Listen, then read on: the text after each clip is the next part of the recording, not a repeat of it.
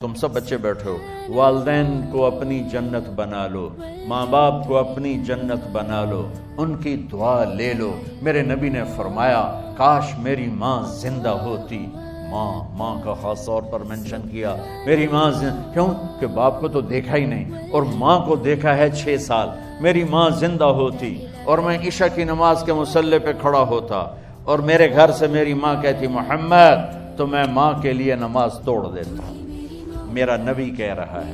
اور جب آپ حج پہ تشریف لے گئے اور ابوا کے میدان سے گزرے جہاں میرے نبی کی والدہ کا انتقال ہوا تھا، اس بات کو 57 سال گزر چکے ہیں۔ 6 برس کی عمر میں مدینہ سے نکلے 3 افراد، میرے نبی کی ماں، میرے نبی کے والد کی باندی ام ایمن، وہ بھی ماں ہیں، انہوں نے بھی دودھ پلایا تھا میرے نبی کو۔ 2 مائیں ہیں، ایک دودھ پلانے والی، ایک پیدا کرنے والی، اور ایک میرے نبی ہیں۔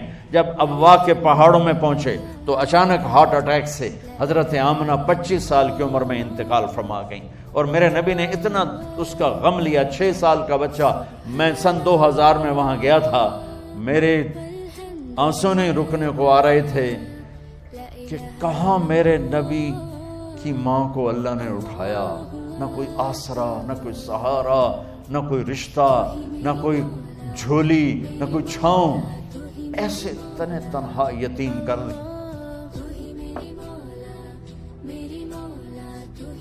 جب ان کو پتھروں میں دبا کے نیچے اترے، ام ایمن کو سے ہاتھ چھڑا کر بھاگے اور اوپر پہاڑی پہ چڑھ گئے۔ جب ام ایمن پیچھے گئیں تو ام ایمن نے کیا دیکھا کہ ابوا کے پہاڑ بھی رو رہے ہوں گے، آپ ماں کی قبر کو چمٹ کے ایسے اوپر لیٹے ہوئے تھے، قبر کو پکڑا ہوا تھا، اوپر لیٹے ہوئے تھے۔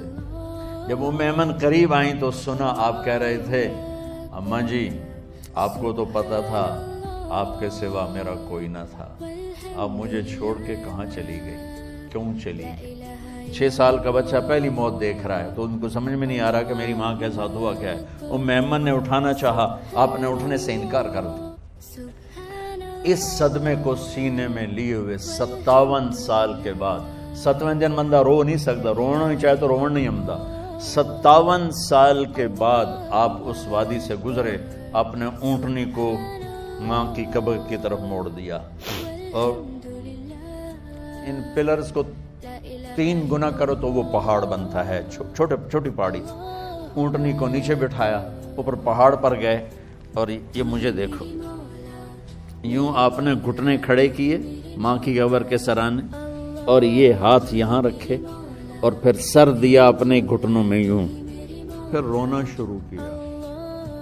اتنا روئے، اپریل کا مہینہ تھا، دھوپ سر پہ پڑ رہی تھی، ہم تو ٹھنڈی دھوپ میں بیٹھے، شدید دھوپ میں بیٹھے تھے، اور اس کنڈیشن میں یہ بچوں کا سٹائل ہوتا ہے، جب لمبا رونا ہو تو وہ یوں بیٹھتے ہیں سر اندر دے کر۔ اتنا روئے کہ آپ کی داڑھی ساری آنسوں سے بھر گئی، سینہ تر ہو گیا، احرام تر ہو گیا، اور کئی گھنٹے بیٹھ کے روتے رہے۔ 2 جہان کے سردار ہو کر تمنا کر رہے ہیں کاش اماں تو زندہ ہوتی، تو مجھے کہتی محمد میں تیرے لیے نماز توڑ دیتا۔ اور میرے نبی نے، یہ بچیاں غور سے سنو، میرے نبی سے پوچھا گیا یا رسول اللہ قیامت کب آئے گی؟ آپ نے فرمایا یہ تو اللہ کو پتہ ہے۔ نے کہا یا رسول اللہ کوئی نشانی بتا دیں؟ تو آپ نے فرمایا جب بچیاں ماؤں کو ذلیل کریں گی تو قیامت آ جائے۔ جب بیٹیاں ماؤں کے ساتھ بدتمیزی کریں گی اور ماؤں کو ذلیل کریں گی تو قیامت آ جائے گی۔ ایک ماں بیٹی کو میں بھول نہیں سکتا، ماں کے موٹے موٹے آنسو گر رہے تھے، اور بیٹی ماں سے کہہ رہی تھی بھوک نہیں، ہماری اپنی پنجابی زبان، بھوک نہیں، یہ تو ہم نوکر کو کہتے ہوئے ڈرتے ہیں، وہ ماں سے کہہ رہی تھی بھوک نہیں، یعنی بکواس نہ کر، رو آگے چپ، صرف آنسو اس کے گر رہے تھے ایسے۔ شاید وہ یاد کر رہی تھی کہ 9 مہینے کیسے اس کو میں نے پیٹ میں پالا، جنتے ہوئے کتنی تکلیفوں سے گزری، اور اس کو دودھ پلاتے ہوئے کتنی راتیں میں نے کاٹ کے گزاری، اور اس کے پیشاب دھوتے ہوئے کتنی دفعہ میں سردی میں ٹھٹھری، اور آج یہ مجھے کہہ رہی ہے بھوک نہیں۔ اس لیے میرے نبی نے فرمایا جس نے ماں باپ کو دکھ دیا سنو غور سے بچوں، سارے سنو، جس نے ماں باپ کو دکھ دیا اس پہ اللہ کی لعنت، اس پہ فرشتوں کی لعنت، اس پہ زمین آسمان کی لعنت، نہ ان کی نماز قبول ہے، نہ روزہ قبول ہے، نہ صدقہ قبول ہے۔ میرے نبی کی زندگی کا دوسرا روپ حقوق العباد، نماز حقوق اللہ میں آ جاتی ہے، میں حقوق العباد کی تھوڑی سی وضاحت کر رہا ہوں۔ ماں باپ زندہ ہیں تو دعا لے لو۔ والدین سے کہتا ہوں بچوں کو عزت دو، جہاں اولاد ماں باپ کے حقوق ہیں وہاں اولاد کے حقوق ہیں، اولاد کو عزت دو، اولاد کو عزت دو، اولاد کو عزت دو۔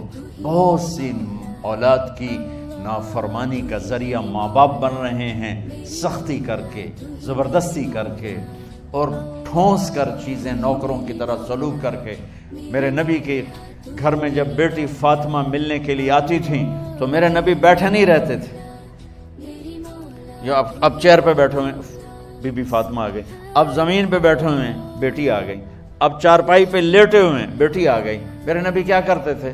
کھڑے ہو جاتے تھے، کھڑے ہو جاتے، ایک دم کھڑے ہو جاتے تھے، اور پھر کھڑے نہیں رہتے تھے، تیزی سے آگے بڑھتے تھے اور حضرت فاطمہ کا ہاتھ پکڑ لیتے۔ یہ والدین غور سے سنو، حضرت فاطمہ کا ہاتھ پکڑ لیتے تھے اور ہاتھ پکڑ کے مجھے دیکھو یوں بوسہ لیتے تھے، بیٹی کا بوسہ لیتے تھے، پھر ہاتھ چھوڑتے نہیں تھے، ہاتھ پکڑے پکڑے لاتے لاتے لاتے ان کو چارپائی پر پہلے بٹھاتے تھے پھر خود بیٹھتے تھے۔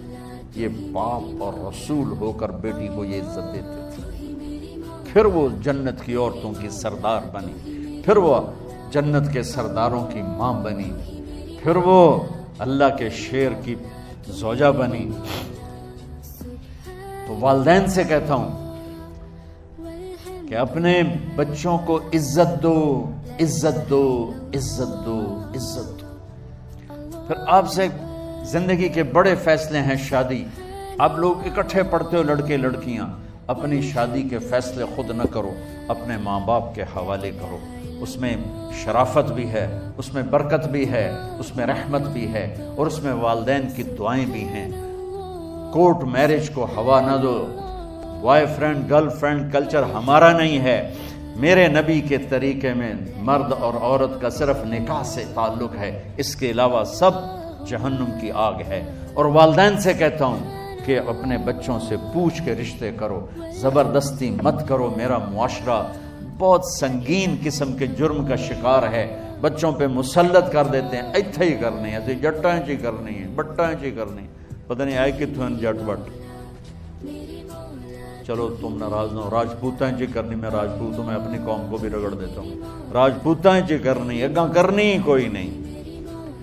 یہ ظلم و ستم اولاد پہ مت کرو، اپنی بچی سے پوچھو، اگر بیٹی ہاں کرے تو پھر قدم اٹھاؤ، اگر بیٹی کہہ دے میں نہیں کرنا چاہتی تو وہ نافرمان نہیں ہے۔ اللہ کے واسطے میری سنو، صرف تم نہیں سن رہے، اس کیمرے سے لاکھوں کروڑوں لوگ سن رہے ہیں۔ اگر بیٹا یوں کہہ دے کہ ابا میں نے یہاں شادی نہیں کرنی، میرا جی نہیں چاہتا ہے، تو وہ بیٹا نافرمان نہیں ہے، فرما بردار ہے، اس نے شریعت کا حق استعمال کیا ہے۔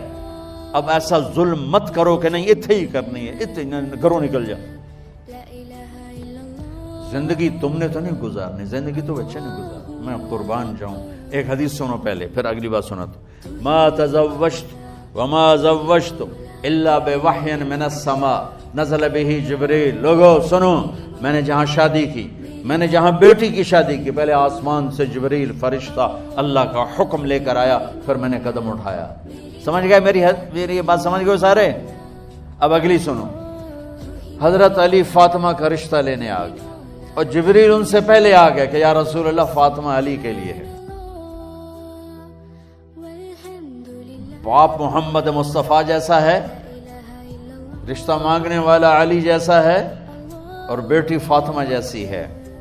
اور آپ پوچھتے ہیں علی کیسے آئے؟ وہ شرم کی وجہ سے کچھ کہہ نہ سکے، چپ۔ آپ کو تو پتا تھا، آپ نے فرمایا فاطمہ کے رشتے کے لیے آئے ہو؟ کہا جی۔ تو جبریل تنال بیٹھا ہوا ہے کہ یا رسول اللہ اتھے ہی کرنا ہے، آپ نے ہاں نہیں کی۔ آپ نے کہا انشاءاللہ، اور یہ کہہ کر اٹھ گئے۔ انشاءاللہ نبی کا ہاں ہی ہوتا ہے، لیکن جبریل کے آنے کے باوجود اور اللہ کے کہنے کے باوجود میرے نبی کو بھی پتا ہے کہ یہ رشتہ یہاں کاتب تقدیر نے لکھ دیا ہے، لیکن امت کو سبق سکھانے کے لیے آپ گھر تشریف لے گئے۔ بیٹی فاطمہ کہ جی یا رسول اللہ، کہ علی کا رشتہ آیا ہے، میں ہاں کر دوں؟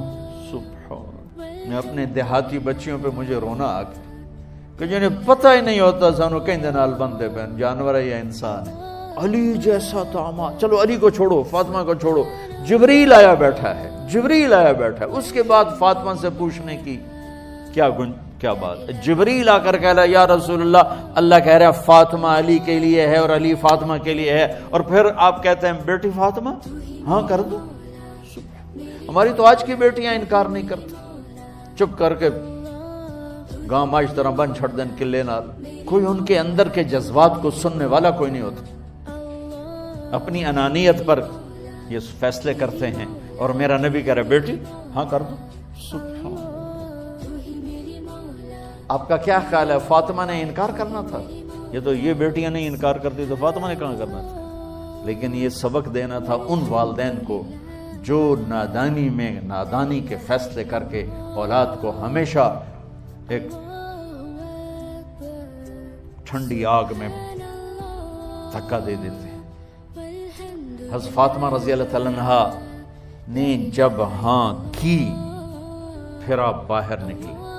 اچھا مزے کا واقعہ ہو، حضرت علی اٹھ کے باہر نکلے تو صحابہ باہر کھڑے انتظار کر رہے تھے کہ کیا ہوا۔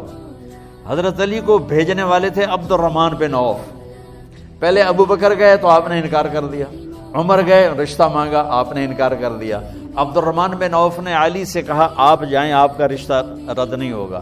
کہنے لگے میرا تو ذاتی گھر بھی کوئی نہیں، مجھے کہاں سے رشتہ ملے گا، میں تو بالکل غریب ہوں۔ کہ نہیں تم جاؤ۔ تو واپس آتے انہوں نے عبد الرحمن بن عوف پہ چڑھائی کر دی، ویکھیا ہے نا تو مینوں گلے آئی، انکار ہو گیا۔ تو صحابہ نے پوچھا کیا ہوا؟ کہا کچھ کہا ہی نہیں، چپ کر کے اٹھ گئے۔ تو عبد الرحمن بن عوف کہنے لگے کچھ بولے صحیح، کہ بس اتنا کہا انشاءاللہ کا تو مبارک ہو، نبی کا انشاءاللہ ہاں ہوتا ہے۔ اچھا تو اتنے میں آپ باہر تشریف لے، کہا علی جی لو بلاؤ، لوگوں کو بلاؤ۔ ساری مسجد بھر گئی، آپ کے ساری مسجد فل ہو گئی۔ آپ ممبر پہ کھڑے ہوئے علی کو سامنے بٹھایا، کہا لوگو یہ جبریل میرے پاس اللہ کا پیغام لائے ہیں کہ میں فاطمہ بنت محمد کا نکاح علی بن ابی طالب کے ساتھ کر دوں۔ پھر آپ نے خطبہ پڑھا اور کہا کہ علی ہائے ہائے ہائے، میں نے فاطمہ بنت محمد کو 400 درہم مہر کے عوض تیرے نکاح میں دیا، تو نے قبول کیا؟ حضرت علی نے زور سے نعرہ لگایا میں نے قبول کیا، اور سجدے میں چلے گئے، اللہ کا شکر کا سجدہ ادا کیا۔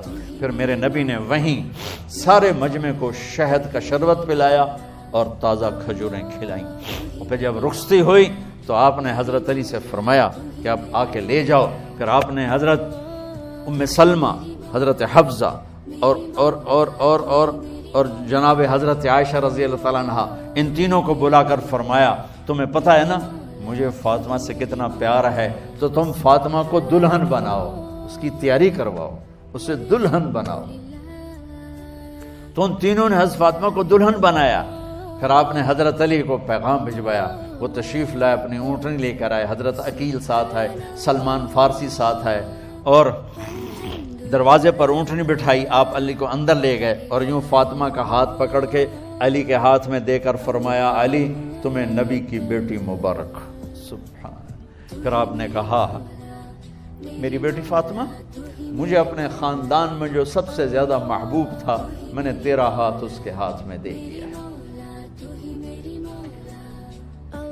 والدین سے کہتا ہوں اپنے نبی کی زندگی پڑھو۔ میرا درد ہے کہ ہماری ثقافت میں اسلام داخل نہیں ہوا، ہمارے عبادت میں اسلام آ گیا۔ بہت سارا مجمع مرد عورتوں کا نمازی ہے، حاجی ہے، عمرے کرتے ہیں، لیکن ثقافت میں نبوت کی جھلک دکھائی دے، ثقافت میں اللہ کا نبی دکھائی دے، وہ نہیں ہے۔ زندگی بیت گئی اس انتظار میں، مدت سے لگ رہی تھی لب بام ٹک ٹکی، تھک تھک کے گر گئی نگہ انتظار آج، پتہ نہیں کب صبح ہوگی، چلو کہتے تو جائیں مجھے ہے اگرچہ بت ہیں جماعت کی آستینوں میں، مجھے ہے حکم اذان لا الہ الا اللہ۔ والدین کے ذمہ ہے اولاد کو عزت دینا، ان کے سب سے بڑی خواہش میں ان کا احترام کرنا کہ زندگی انہوں نے گزارنی ہے، اور آپ کے ذمہ ہے والدین کے آگے سر جھکا دینا۔ اللہ کے واسطے کورٹ میرجز اور خفیہ شادیاں یہ نہ ہماری ثقافت ہے نہ یہ انسانیت ہے۔ ہمیشہ دکھ دردوں میں زندگی گزرتی ہے کہ اصل زندگی تو موت کے بعد آنے والی ہے۔ تو والدین پڑھیں شریعت کو، اولاد بھی پڑھے اپنے نبی کی زندگی کو۔ ایک شخص حضرت عمر کے پاس آیا ایک بیٹے کو لے کر، کہا امیر المومنین یہ میرا بیٹا بڑا نافرمان ہے اور مجھے بہت تنگ کرتا ہے۔